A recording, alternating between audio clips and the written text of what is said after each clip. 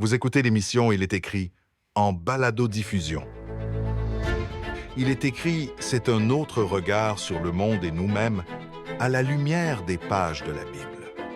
Bonne écoute.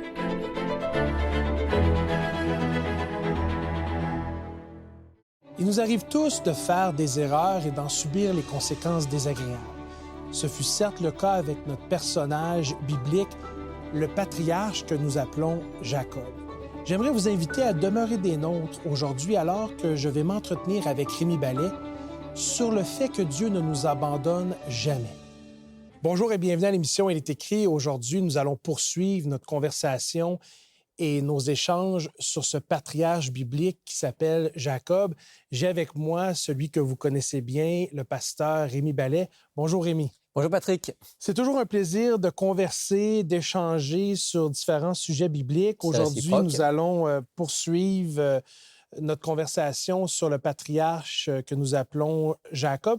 Peut-être pour le bien de nos auditeurs, nous ramener dans les faits saillants de notre première émission sur Jacob pour nous conduire à notre émission d'aujourd'hui. Bon, alors, on a la dernière fois un petit peu posé le décor. Jacob, c'est un patriarche qui vit 17 siècles environ avant Jésus-Christ, pardon. C'est quelqu'un qui est un jumeau. Il a un frère jumeau qui s'appelle Ésaü. Lui, il est le deuxième. Il est né après Ésaü. Et le début de l'histoire, c'est surtout une rivalité entre les deux frères et le désir de Jacob, le plus jeune, de pouvoir, en quelque sorte, avoir la prééminence. Donc, il a essayé, d'abord, il a acheté, si on peut dire ça comme ça, le droit d'aînesse de son frère pour un plat de lentilles, l'histoire bien connue. Et ensuite, il a trompé son père en se faisant passer pour Ésaü pour recevoir la bénédiction paternelle, son père étant aveugle et donc ayant été trompé par Jacob. Tout ça, ça amène Jacob à devoir fuir et on en est là dans l'histoire. Jacob doit s'enfuir parce que son frère le déteste et veut le tuer. Et son père, évidemment, est aussi fâché d'avoir été trompé. Donc, Jacob est en fuite. Donc, on commence cette émission avec un enjeu assez important. Ésaü qui veut s'en prendre à la vie de Jacob. Isaac, le paternel, qui est déçu des agissements de Jacob. Mais dans tout ça, et on terminait la première émission quand même sur une bonne note, c'est-à-dire que malgré nous, en dépit de nous, Dieu ne nous abandonne pas. Et cette révélation, cette vérité biblique que Dieu ne nous abandonne pas, on la retrouve également dans le récit de la vie de Jacob. Elle est vraiment illustrée par la vie de Jacob, malgré ses erreurs, malgré ses tromperies, parce qu'on rappelle que Jacob, ça signifie le supplanteur, celui qui est prêt au mensonge pour parvenir à ses fins. Malgré cela, parce que Dieu voit dans le cœur de Jacob, il voit quand même quelqu'un qui au fond, veut faire le bien, veut faire la volonté de Dieu. Dieu ne va pas l'abandonner et il va le montrer en particulier dans une vision qu'on a au chapitre 28 de la Genèse. Puis peut-être qu'on pourrait la lire maintenant, Patrick, si tu es d'accord. Ça se situe à partir du verset 10 du chapitre 28. Et donc, je vais lire Genèse chapitre 28, le verset 10. Et nous voulions lire jusqu'à quel verset? En tout cas, jusqu'au verset 15. Bon, de 10 à 15, allons-y. Jacob partit de Beersheba et s'en allant à Charan. Il arriva dans un lieu où il passa la nuit, car le soleil était couché. Il y prit une pierre dont il fit son chevet et il se coucha dans ce lieu-là. Il eut un songe, et voici une échelle étant appuyée sur la terre, et son sommet touchait au ciel. Et voici les anges de Dieu montaient et descendaient par cette échelle. Et voici l'Éternel se tenait au-dessus d'elle, et il dit, « Je suis l'Éternel, le Dieu d'Abraham ton père, et le Dieu d'Isaac. La terre sur laquelle tu es couché, je la donnerai à toi et à ta postérité.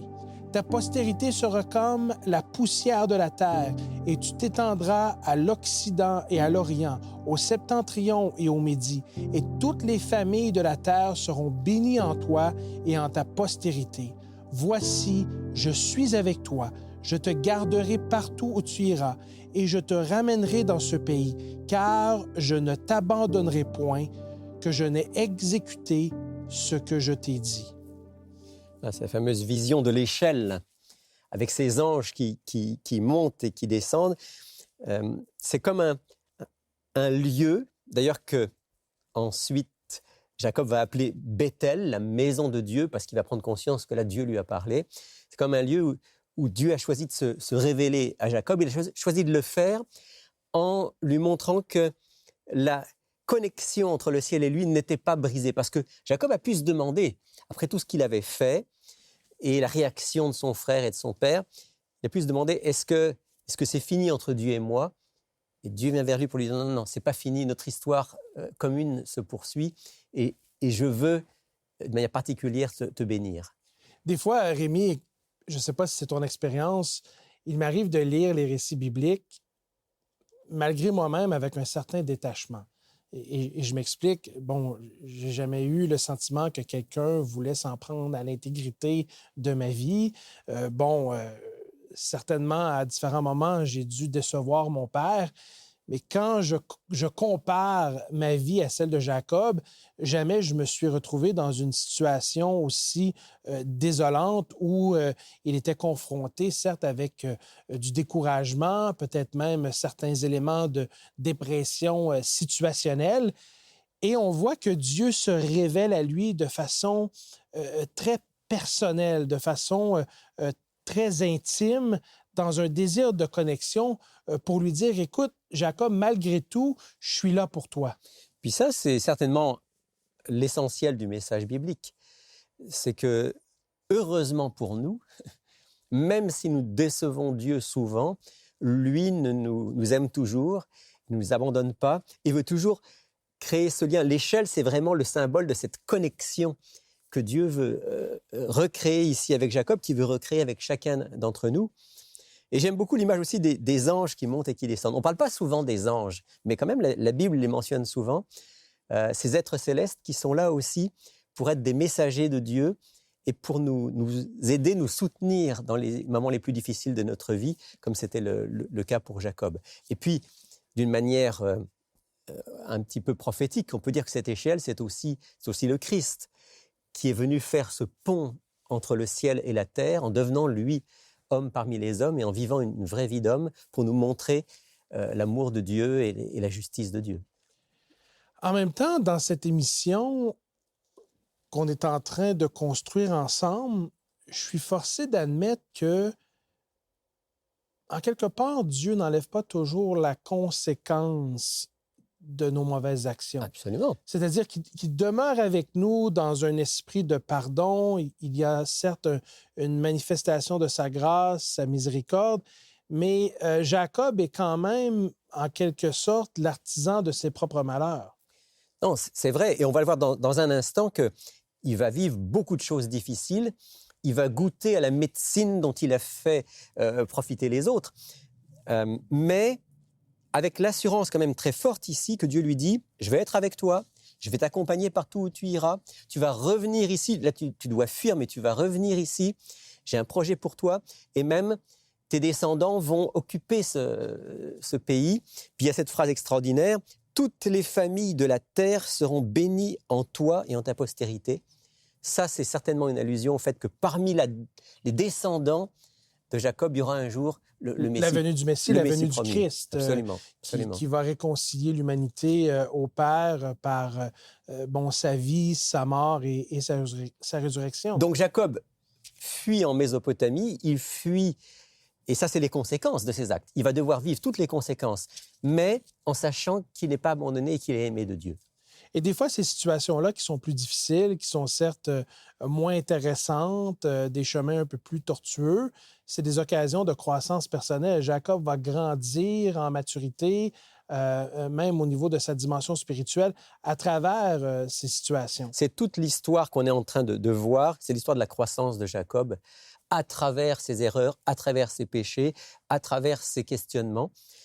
Mais Dieu ne l'abandonne pas et lui, malgré tout, il continue à s'accrocher à Dieu et il va grandir. Mais il va falloir qu'il passe par des épreuves difficiles. La première étant qu'il va se faire tromper par celui qui va être son futur beau-père. Juste avant d'aller plus loin, Rémi, j'aimerais suggérer une lecture à nos auditeurs.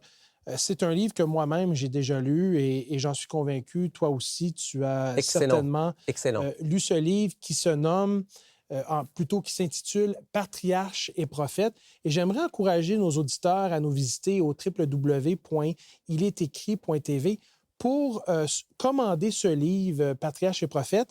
Donc, ce n'est pas seulement le récit de l'histoire de Jacob, mais on a quand même le récit de façon chronologique et linéaire. Depuis le début de la Genèse jusqu'à l'histoire de Moïse et de ceux qui ont été après lui. Et donc, j'aimerais encourager nos auditeurs à se procurer ce livre pour approfondir leur compréhension du récit biblique. Donc, Patriarches et prophètes, disponible sur notre site web www.ilesécrit.tv.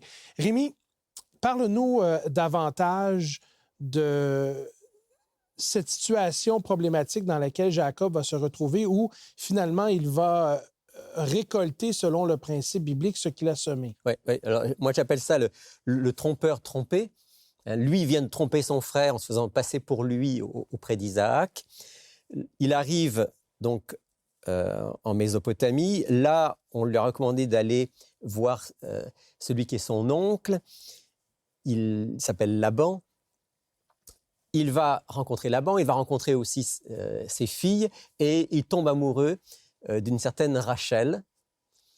Et comme Laban, le père des Rachel, est quelqu'un qui sait un petit peu tirer les ficelles, il va dire « Ok, bah, écoute, si tu travailles 7 ans pour moi, je vais te la donner pour épouse. » Là, on s'entend que travailler 7 ans pour pouvoir épouser cette femme, on est dans un amour profond, un amour inconditionnel, incommensurable. Oui, puis en plus, le texte est assez étrange pour moi parce que le texte dit qu'il l'aimait tellement que c'est passé comme quelques jours. 7 ans de dur labeur. Oui. Mais alors, ce qui se passe, c'est que au moment du mariage, en fait, Laban va prendre la sœur de Rachel, donc la sœur aînée, Léa, et c'est elle qui va donner à Jacob. Et Jacob va se rendre compte de la supercherie, mais il est déjà marié. Alors, on ne sait pas comment ça s'est passé exactement, mais on sait qu'à l'époque, les femmes étaient voilées, etc.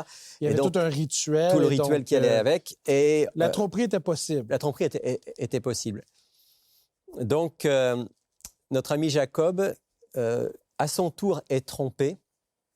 Et il va devoir travailler 7 autres années pour avoir cette fois Rachel pour épouse.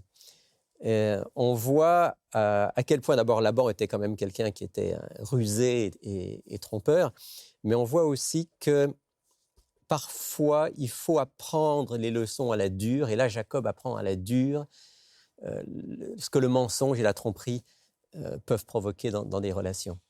Parfois, et on espère que c'est par parcimonie qu'on apprend à la dure, parce qu'effectivement, l'être humain étant ce qu'il est, la Bible parle d'avoir le cou raide. En bon québécois, on peut dire d'avoir la tête dure. Des fois, on n'a pas conscience du tort qu'on fait à notre prochain jusqu'à ce que ce même tort nous soit fait. Subisse, voilà, c'est ça. Et on le vit, on est capable de l'interpréter, d'en faire une introspection, et on réalise à sa pleine mesure à quel point certains gestes, certaines paroles peuvent avoir un effet destructeur sur notre prochain. C'est dommage, mais ça fait partie aussi de la pédagogie auquel on est confronté dans les récits bibliques et aussi dans notre cheminement en tant que chrétien. Et parfois, je veux dire, avec nos enfants, avec nos ados, parfois on doit aussi prendre ce chemin-là pour qu'un enfant comprenne. Puis nous, on est finalement des grands-enfants et on a souvent besoin aussi de vivre l'expérience pour se rendre compte, effectivement, le mensonge, la tromperie, ça amène toujours à des relations brisées. Là, cette situation-là avec Jacob, ça nous amène aussi à une réflexion sur les différentes familles bibliques et même les familles contemporaines.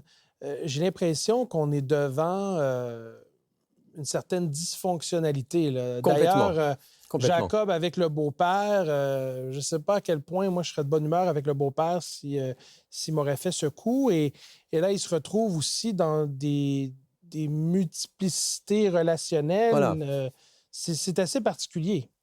Jacob vient lui-même d'une famille un peu dysfonctionnelle parce que, comme on l'a vu la dernière fois, la mère préférait Jacob, le père préférait Ésaü. Déjà, ça pose un problème. Et il va avoir, malheureusement, lui aussi une famille dysfonctionnelle, encore plus dysfonctionnelle, parce qu'on vient de le dire, il va avoir donc 2 femmes, Léa d'abord, puis Rachel.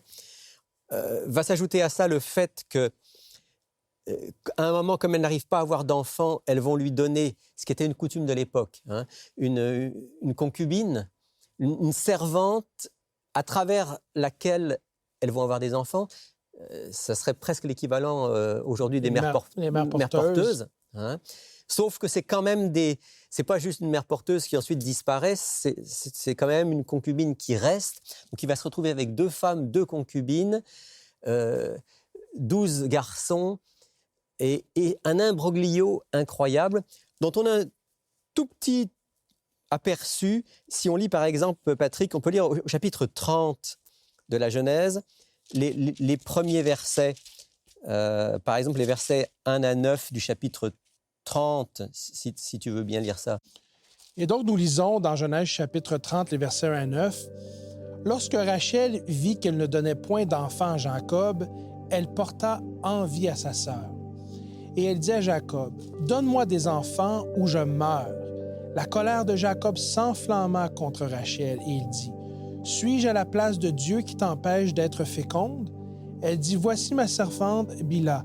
Va vers elle, qu'elle enfante sur mes genoux et que par elle j'ai aussi des fils. » Et elle lui donna pour femme Bila, sa servante, et Jacob alla vers elle. Bila devint enceinte et enfanta un fils à Jacob. Rachel dit, « Dieu m'a rendu justice, il a entendu ma voix, il m'a donné un fils, c'est pourquoi elle l'appela du nom de Dan. » Bila, servante de Rachel, devint encore enceinte et enfanta un second fils à Jacob. Rachel dit, « J'ai lutté divinement contre ma sœur, et j'ai vaincu, et elle l'appela du nom de Nephtali. Léa, voyant qu'elle avait cessé d'enfanter, prit Zilpa, sa servante, et la donna pour femme à Jacob. » Et ça continue. Hein, et ça continue. Alors, on voit là, hein, Jacob et Ésaü, c'était des chiens et chats. Hein. Mais là, on voit que Rachel et Léa, c'est la même chose, c'est la bagarre. Pour être aimée, alors c'est terrible, hein, parce que Rachel est celle qui est aimée, mais elle n'a pas d'enfant. Léa, c'est celle qui est moins aimée, mais qui a des enfants. Et on voit tout ce dysfonctionnement. Il va y avoir les concubines là-dedans. Ça nous amène peut-être à dire un petit mot, Patrick, par rapport à la question de la polygamie, parce qu'on trouve la polygamie dans la Bible, et certains disent, mais est-ce que Dieu est pour la polygamie? Des gens comme Jacob, qui était quand même un patriarche proche de Dieu, était polygame. Je pense qu'il faut qu'on se souvienne de l'idéal de Dieu, qui est dans le livre de la Genèse, mais au tout début. Hein, Dieu créa l'homme et la femme. L'homme et la femme. Et donc, on a dans la Bible une révélation de l'idéal de Dieu, du projet auquel, je crois, l'humanité devrait aspirer, effectivement. Cette relation homme-femme, et aujourd'hui, c'est peut-être moins populaire de le dire, mais il est écrit, fait l'apologie de la posture biblique. La société peut avoir la vision du monde qu'elle souhaite. J'en conviens. Mais bibliquement, Dieu révèle sa posture et il souhaite cette relation épanouissante entre un homme et une femme dans le contexte du mariage. Et je crois que certaines histoires dans la Bible nous sont données en exemple des dangers, entre autres, de ce qu'on appelle antérieurement la polygamie. Aujourd'hui, peut-être le nom diffère. On peut parler de polyamour. Aujourd'hui, on parle de relations polyamoureuses.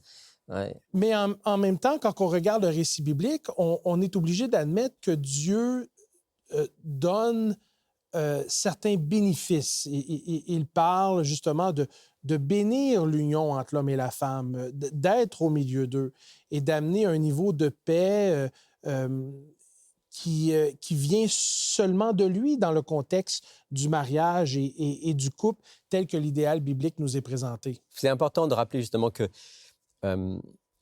deux choses, Patrick. La première, c'est que si on veut vraiment être heureux, si on veut vraiment être en harmonie aussi avec Dieu, il faut revenir toujours au récit originel, à Genèse chapitre 1 et 2. Quel était le plan de Dieu? Et là, on voit clairement que le plan de Dieu, c'est qu'un homme et une femme puissent s'unir de manière durable, fidèle, aimante. C'est ça, finalement, qui va pleinement remplir, permettre d'être pleinement épanoui. Après, il y a plein d'histoires bibliques avec un Jacob qui va avoir, disons, quasiment 4 femmes, avec un Salomon qui va en avoir des centaines, mais ce sont des histoires relativement misérables sur le plan Relationnel, sur le plan amoureux. Relationnel. Et aujourd'hui encore, je pense que beaucoup s'imaginent qu'avoir de multiples relations, ça va permettre de s'épanouir. Dieu dit, je te laisse libre, tu peux faire ce choix-là, mais je te dis quand même que ce pourquoi je t'ai créé, c'est pas ça. Si tu veux vraiment être heureux, c'est de t'attacher à quelqu'un et de construire ensemble, au-delà des difficultés, de savoir que je vais vous permettre de devenir unis, profondément unis l'un avec l'autre. Et d'ailleurs, ce n'est pas juste bon pour les relations de couple interpersonnelles. Il y a des enseignements bibliques qui nous donnent certaines balises au niveau des relations interpersonnelles tout court. Donc, pas juste la relation homme-femme à l'intérieur du mariage, mais la relation avec ceux et celles qui sont autour de nous. En fait, moi, ce que je comprends de ma lecture de la Bible, c'est que Dieu veut qu'on soit heureux, malgré le fait qu'on vit dans un monde qui est brisé, qui est en difficulté. Et cet épanouissement, cette paix que Dieu cherche à nous donner, il nous révèle comment l'obtenir à travers les Écritures. Mais il doit y avoir à un moment donné un choix qu'on fait consciemment d'entrer dans cette relation avec Dieu et de s'ouvrir à sa vision du monde. Qui est la meilleure parce que c'est notre Créateur. Exactement. Et en quelque part, pour l'être humain, si l'être humain choisit différentes voies, à lui d'essayer, mais Dieu persiste et signe en disant « Le chemin que je propose dans les Écritures, j'en conviens, en ce qui me concerne, Dieu dit et déclare, c'est le meilleur chemin. Absolument. Parce que c'est le chemin qui mène à la réconciliation avec moi. » Et ça amène comme à la deuxième chose que je voulais exprimer, Patrick, c'est que si on n'a pas pris le chemin idéal, ce qui est le cas de Jacob, Dieu ne nous abandonne pas et il va quand même nous permettre d'avancer, de grandir dans notre vie et finalement d'arriver là où il veut nous mener. Parce qu'on verra dans la prochaine émission que même si Jacob s'est fourvoyé largement et il en a payé le prix avec cette famille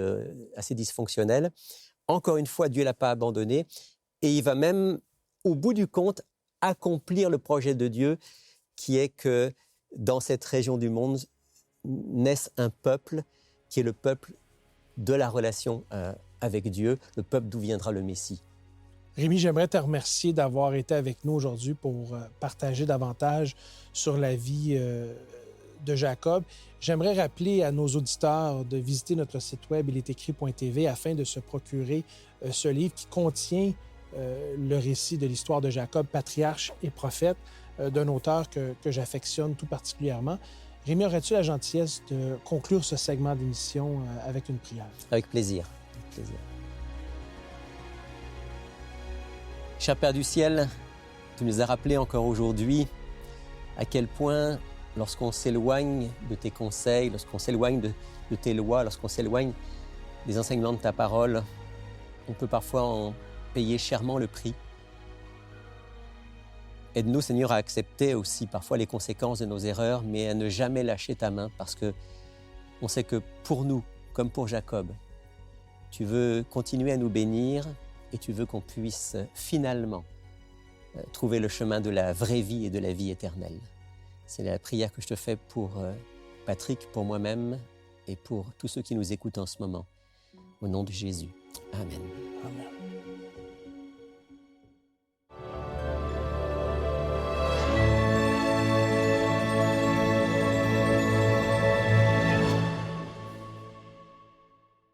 Bonjour Lydia. Bonjour Alberto.